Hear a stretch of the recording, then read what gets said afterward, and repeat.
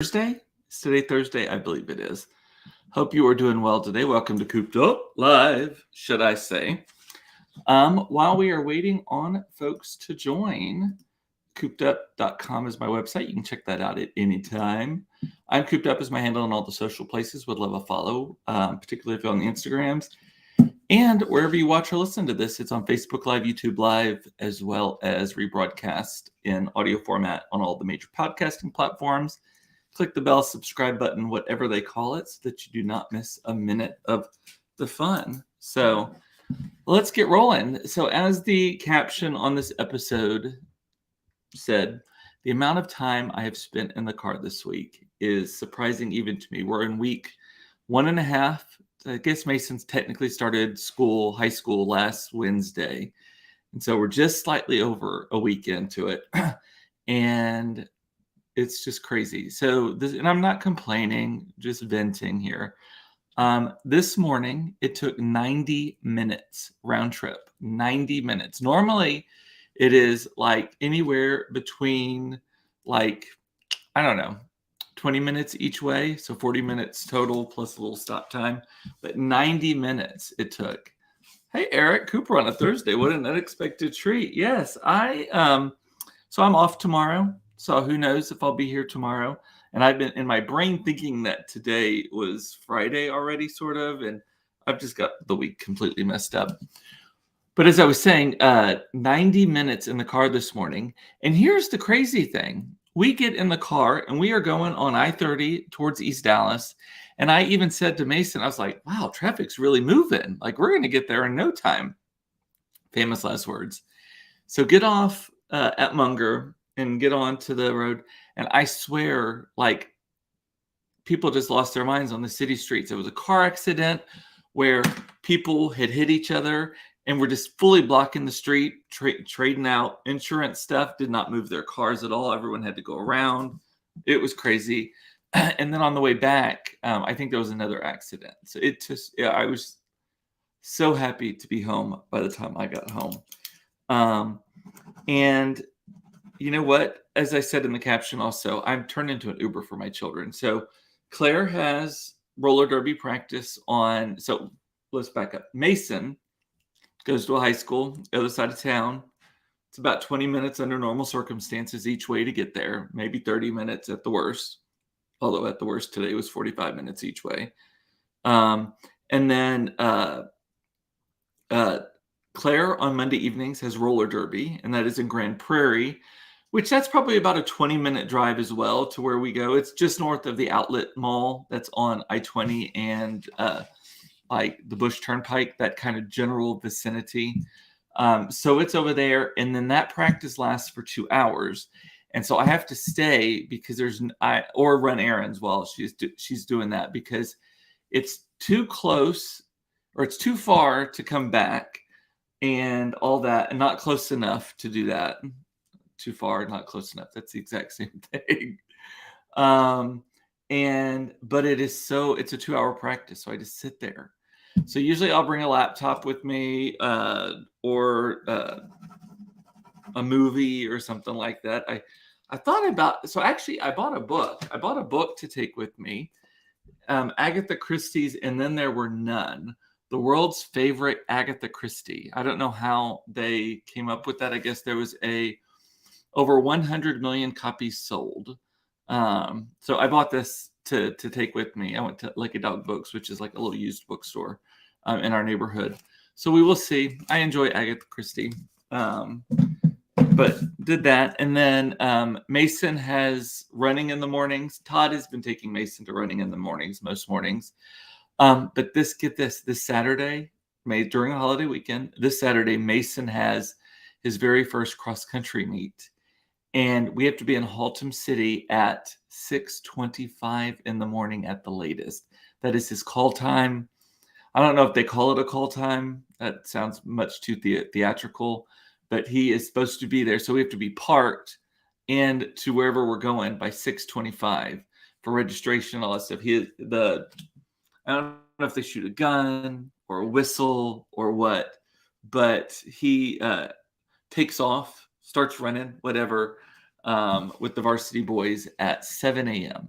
And Haltom City, I've looked it up, is about 30 minutes away from here. So we are going to have to leave the house on Saturday morning during a holiday weekend at probably about 5:45 at the very, very latest. I just cannot believe that's the case.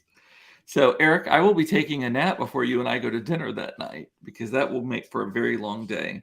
Haltom City is directly north of Fort Worth. I had it wrong the other day. I thought it was closer to like Grapevine and all that, which is due north of Arlington. But Haltom City is due north of Fort Worth. So, yes.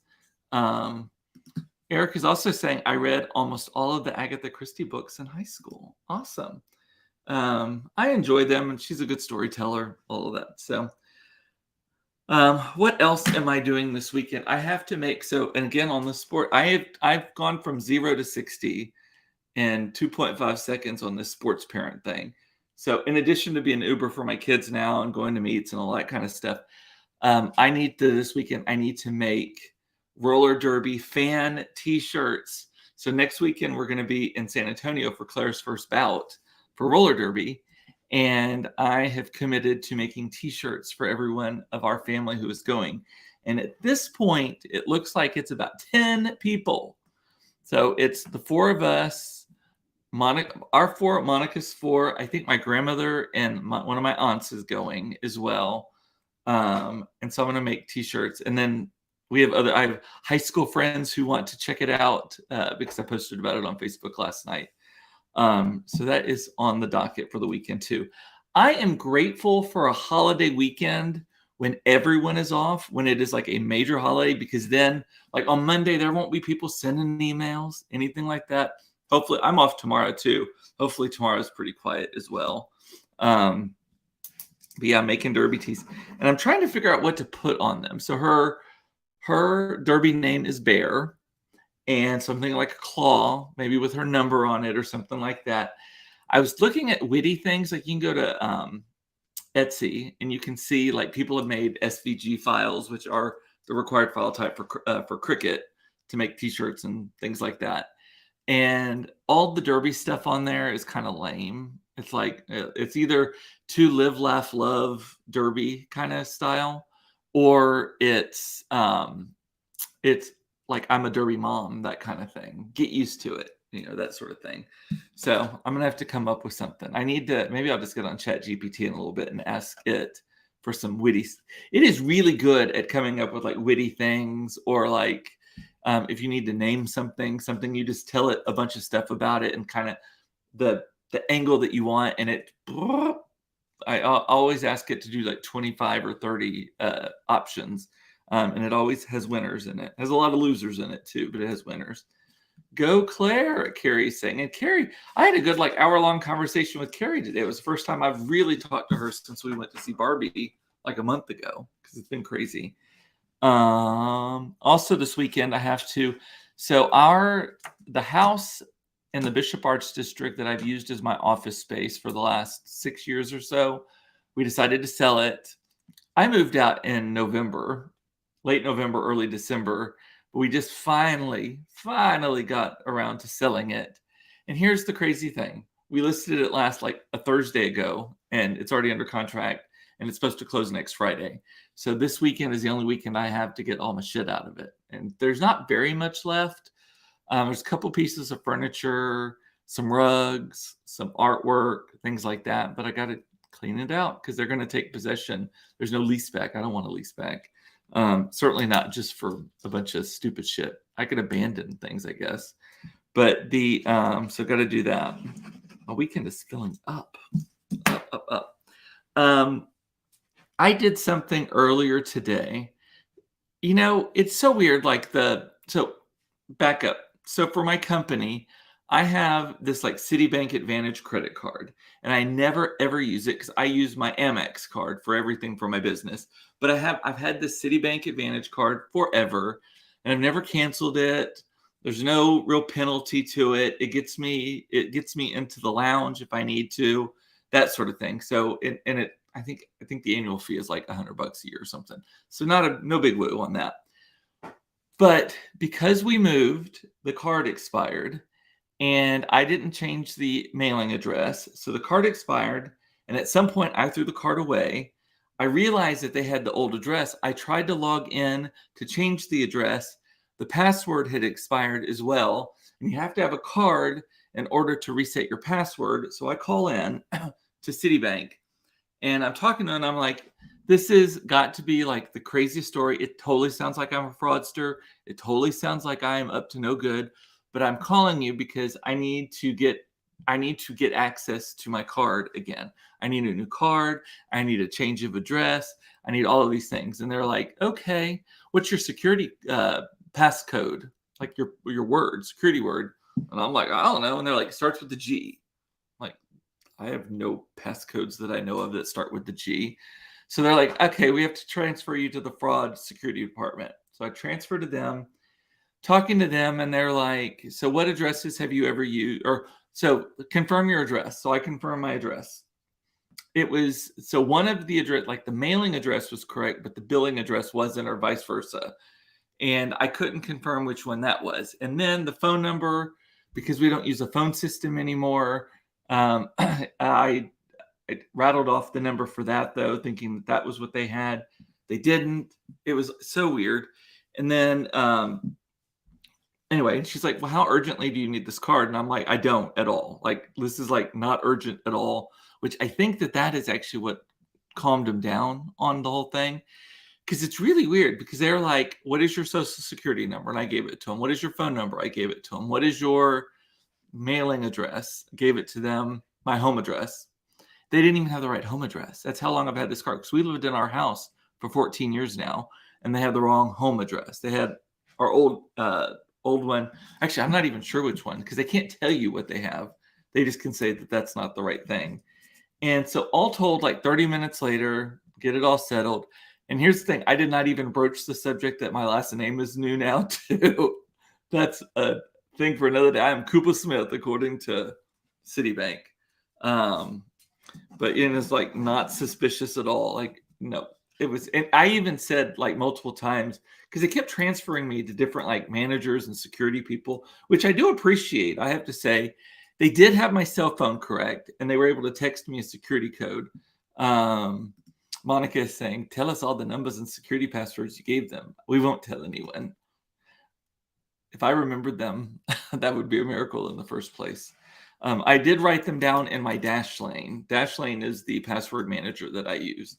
I highly recommend it. It's unique passwords for everything, all that kind of stuff. Speaking of fraudsters, I saw, so there's some interesting laws going into effect in Texas. There's a whole bunch of them targeting the LGBTQ population, about drag shows and books and trans kids and kids in sports and all that stuff, all of which are not actual worries that anyone should worry about. It's tempest in a teapot kind of stuff. But then there's a couple of them, though, that I'm like, that is so smart. Like, I agree with that. I agree with that completely. One of them is, I think, starting tomorrow, and maybe a little bit later, Texas is going to stop using paper temp tags. So what they're going to do instead is every car dealership and all of that are going to get metal plates, temporary metal plates that they own or assigned to them. This is my understanding of it. News-ish. Hopefully I got this mostly right. So say you go to Park Place Motor Cars. You go there, you buy a car from them. They will put a temporary license plate on your car that belongs to them. And then when your real license plate comes in, you have to give it back to them. You no longer get the paper tag that says the date or a temporary number or anything like that. And the reason for that is there's this like epidemic in Texas of all of these people driving around with paper tags for years. And they're counterfeit. They just go buy one I don't know if they buy them at the flea market. Do you download them? I don't know where you buy it, but they're forged and you get them. So this is hopefully going to circumvent some of that. My guess also is that what is the reason why people drive with fake tags? Is it they don't want to pay the registration fee? Is that what it is? Or is it that they want Is their car stolen? Is it unregistered? Like, I don't know the actual reason behind it, but I would think if it were not wanting to register your car, not wanting to pay for a license plate, not wanting to pay for anything, the registration fee, that sort of thing, I would think that the metal plates are going to be a lot more expensive to get. So Carrie says you have so many days to get your tags. Yes. But I thought it was like 30 days before, and I don't know how that works now, but it's all metal plates now. No more from this point on, or whenever it goes into effect. If you see a paper plate on the road, illegal, not valid, bad news, and people are going to start getting pulled over for that. And I endorse that fully. So it's a temp until your metal plates come in. Now, I'm saying the new temp plates are metal plates now, though, and they belong to the car dealership. And so the car dealership has the responsibility to keep up with them and all of that. And you have to give it back to the car dealership once your real plates come in. There's no more paper plates, no more paper tags at all. I think the reason is all of the above why some people don't want to register their vehicles. Yes. But if it's a cost thing, that one's going to be negated largely, because I can't imagine that even on the black market or under the table or whatever, that a metal plate is going to be significantly less expensive, less expensive at all, than a paper plate. So, but it's got to be better than the paper plates, because that is just a con.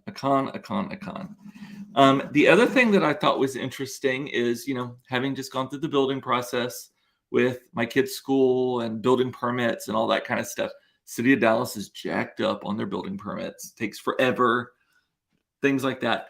The state of Texas passed a law that if the municipality is not meeting certain performance standards, which I don't know if Dallas, technically, I don't know what those standards are, but my guess is no. A lot of the laws that came out of Austin this year were targeting big cities, especially the big liberal cities. But because there's like the Death Star law, so where no law can be different than state law if it's about the same thing, that sort of thing too. But anyway, so one of the things for building permits, though, and I support this fully as well, is if the city is not making its performance standards, they are required by law to accept a third-party inspection or a third-party validation or a third-party review as that will be as good and as worthy as if the city inspector themselves did it. I am there for that. Privatize the shit out of that. Like, go for it. This is where I go real Republican on privatization of things. There's a lot of things I think that we do as a government that should be privatized. However, I do realize that there's probably some fraud that can be involved with that, and shoddy people, shoddy inspectors. You can hire an inspector to. Most of them are notable, and they'll lose their license if they do it wrong, that sort of thing. But I bet there's shady building permit people like who work for the city. So the City of Dallas permitting office is the worst. 100% agree with that. So anyway, so that's another law that came out of Austin. There are a few others, and I can't remember. One of them that people have been making a big deal about is the City of Dallas, for example, mandated water breaks for construction workers, which I think is a notable thing. But the state said, no, you can't do that because it confused like the rules. So if you're building a project in Dallas versus building a project in Richardson versus building a project in San Marcos, the rules are all different, and they're trying to unify the rules. And I'll tell you, I actually kind of understand that one too. I don't love it. The reason I don't love it is I feel like a lot of the people scream about local control until they don't like what the locals are doing. And that's where it goes off the rails. So I have only one more thing on my list, and I probably will not be here tomorrow. So if you have anything to ask me or whatever, shoot now. I got a call today. I was reminded of something that severely creeps me out. I have a couple of irrational fears, right? One of my irrational fears, and this is not the one that happened today, is I have this irrational fear of mirrors facing each other. So like when you are like in a dressing room, and the mirrors somehow face each other, and it creates like that tunnel effect. Or you open a medicine cabinet and it faces towards another mirror, like if you have a mirror on one side of the wall and it opens. I have an irrational fear of that tunnel effect. For me, it is like it opens a portal to hell. Like I tell you, I'm going to be 50 next year, and this is still something that freaks me out. Is too many scary movies or something as a kid. I hate scary movies now, but we watched them a lot as a kid. But like in my brain, I have that, like if I see that tunnel effect, I am convinced that if I do not get rid of the tunnel effect quick enough, that something is going to jump out. Something is going to start running down that tunnel towards me, and if I don't get it shut fast enough, then that monster is going to get out. I know. Carrie is saying, "Oh my God, new fear online." Did I just give y'all a new fear too? It freaks me out completely. And in the movies, when the person moves the medicine cabinet back, there's always a demon or person there. I know. There was some movie we watched the other day where they were like teasing you with that, because it wasn't. And it was like some zombie show. I don't remember which. Yeah, it's very Poltergeist. Oh, I also have it from Poltergeist, but not the first one. Poltergeist, I think it was Poltergeist 2, maybe 3.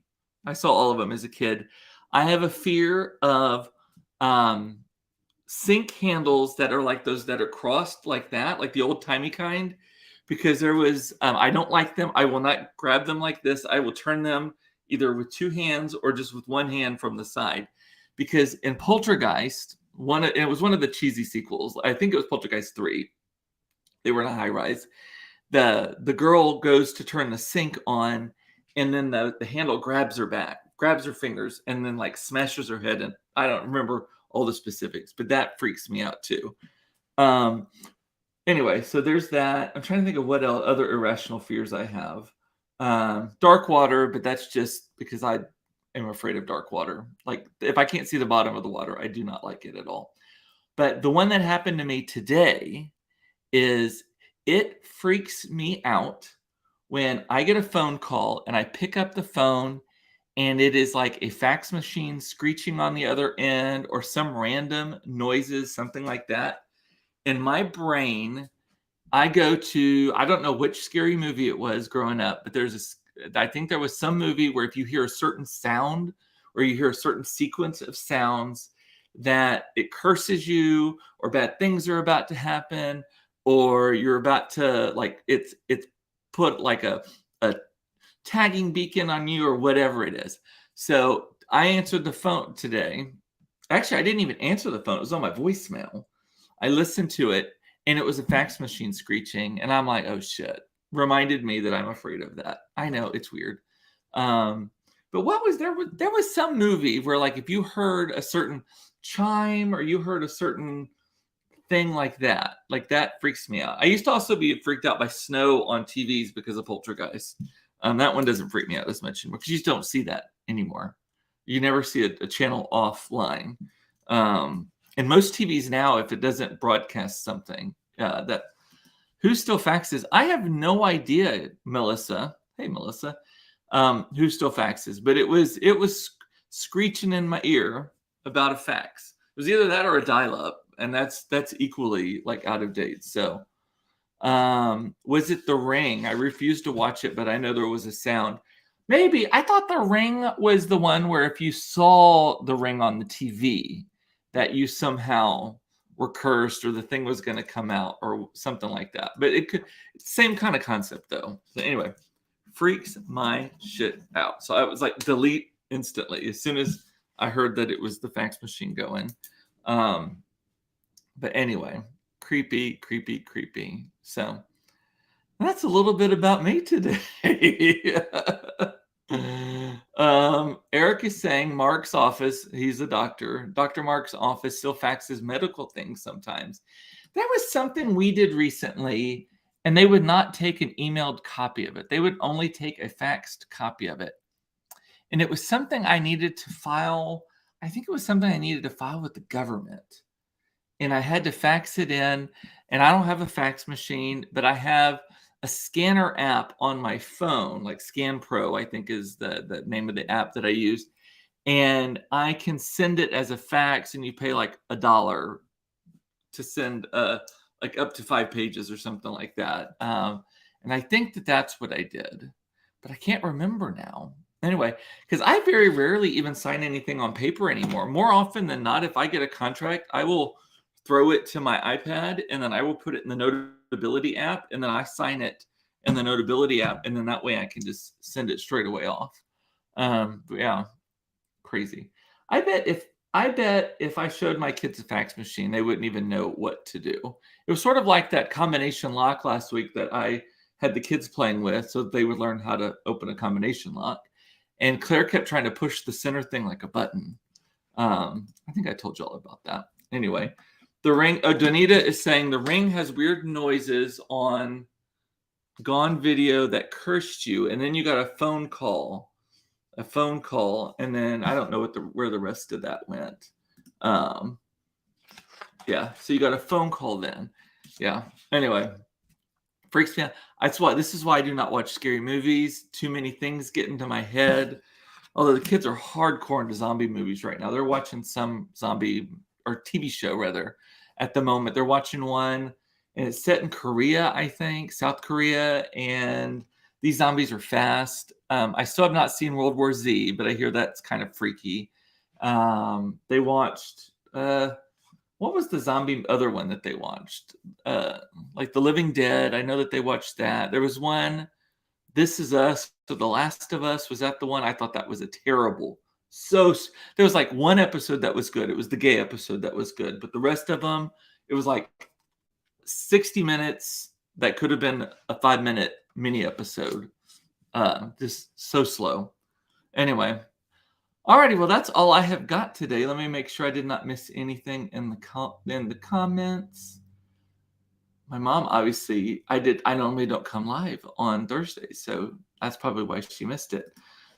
Eric's saying I left a checkbook in the car the other day. I asked the valets to bring it up, then realized they're so young, they probably have never seen a checkbook before. My kids wouldn't even know. So one of the things that actually, one more thing.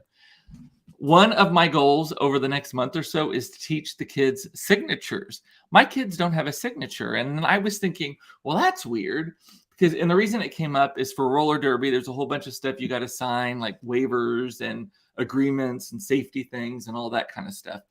And the kids have to sign it too. So I had to have Claire sign it. And she just like writes her name and print.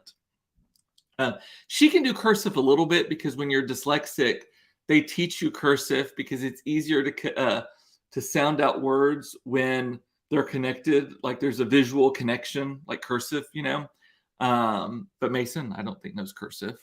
But I need to get them to learn to sign their names. And I thought, my God, I'm failing my children. The same reason I thought I was failing them, they didn't know how to use a combination lock. So I asked some friends about it, and they're like, oh no, my kids don't know how to sign their name either.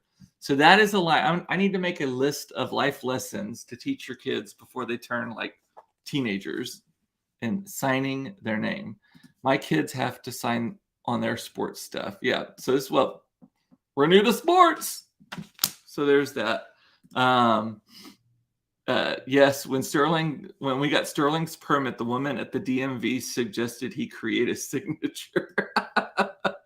That's what I was telling Claire. I was like, you just have to have something that, even if it's not your actual signature, like I have a certain way that I sign my name, like on credit card receipts and things like that. If I have to sign my name, which that doesn't happen very often anymore, and I sign it in a specific way where if it's any other way, I know it's not me, even if I basically don't spell my name right.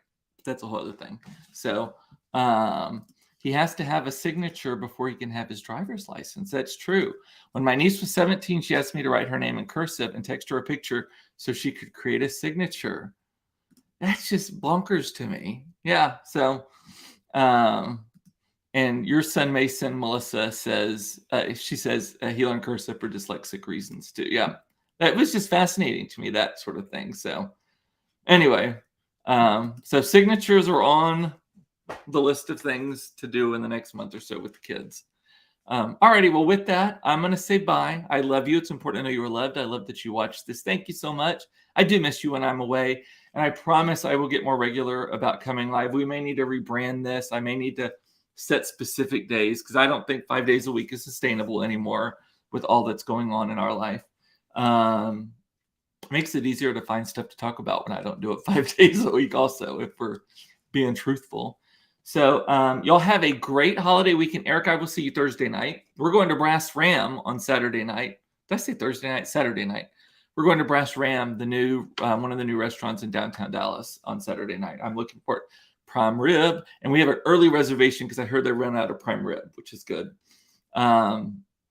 Anyway, so I will see you next week at some point. Probably not Monday either. But I'll see you when I see you for the next episode of Cooped Up Live, should I say. Talk to you later. Bye. And I will let you know how Brass Ram is. Carrie is asking. Bye.